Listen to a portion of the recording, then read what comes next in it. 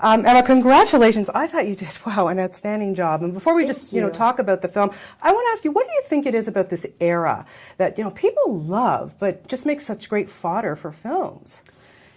The golden age. I think that, well, first of all, they made a lot of really great movies in that era, so there's always, you're able to look back at really incredible actors and stories that were told in the 40s. But I think there's also something about the way everybody dressed, the way everybody spoke, the fact that everything kind of had that mid-Atlantic accent, and it sort of just feels like this gauzy, removed time that feels kind of untouchable now.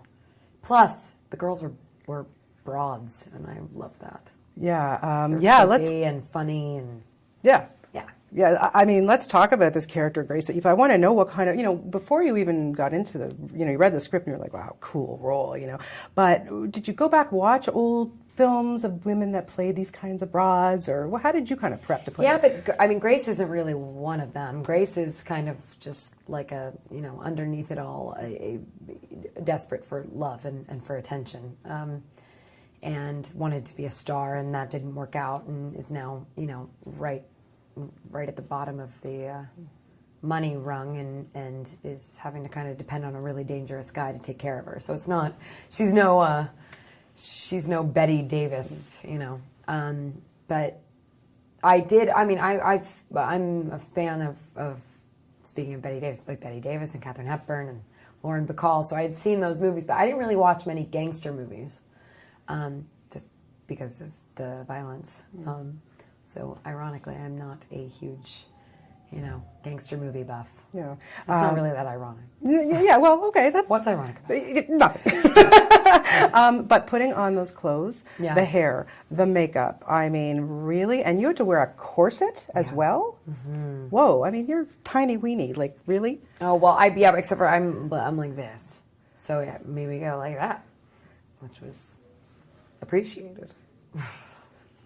To put all that stuff on. I mean, you're a Revlon spokesperson. I mean, the makeup. Tell me just about the process of getting ready to play that look. Lots and lots of makeup to cover up the freckles and to red lips and eyebrows and all of that. It was fun because I am interested in that. So that was a fun part of the process. Did you keep any of those dresses? No, I couldn't fit into those things. Are you kidding me? The red one is. I couldn't fit into that. That's all corset. Whoa. That's all corset. Gorgeous. Really gorgeous. It was really, really great. Let's talk about your testosterone-filled set here. Yeah. My gosh, what an amazing cast. I got to start with Sean Penn. Yeah. To work opposite somebody like that. Yeah. Pinching yourself? It's pretty amazing. He's one of the greatest actors alive, that's for sure. So, felt pretty lucky to get to witness that. What do you learn working opposite somebody like that? Or do you? I don't know, but you got to take something. I don't know, because it just kind of, he completely transforms. So you learn that there are people that have the ability to truly just be completely someone else. I don't know what that teaches me, other than, awe, but... Yeah. Ryan Gosling, who of course we know you have chemistry with, like Crazy Stupid Love. I mean, amazing. So to be able to work with him in a movie like this, is not as funny as Crazy Stupid Love, but it was great to do something else. Yeah, just he was just saying, I was talking to him that it was hard for the two of you to kind of keep straight faces because you're used to that comedic. How do you kind of change gears and act with somebody when you've got that background with someone? You like just by trying to do it over and over again. It's not really the easiest thing to slip into a different dynamic with someone that which is interesting because I had never really worked with someone again.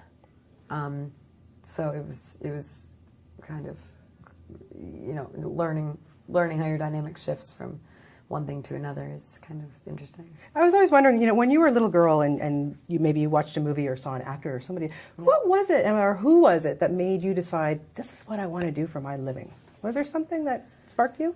There were a few things. There was SNL and The Jerk and Les Mis, Well, that was the first play I saw.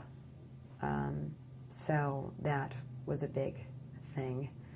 And then there was my first school play, which was No Turkey for Perky, which is a classic.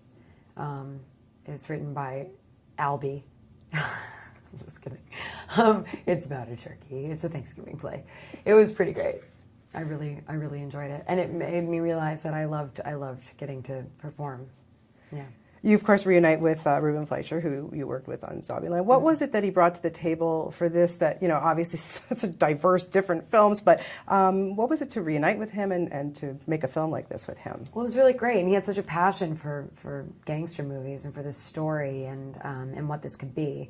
And then visually, he's just brilliant. So it was all kind of combination of that. It was really great to work with him again. It must have been so cool to be on these sets and see them recreated. What was it like? Especially like the place where you guys have the dancing and the meals and all that. I just can't remember the name of the club, but wow, it's like walking back really into Slapsy Maxie's, the club. Yeah, I know. It's like walking back into the 40s. You walk in and it's completely cigarette smoke and girls dancing and little gold lame tops and champagne flutes, and you're really kind of transported back, which was amazing because it's been a long time since I was, a kid.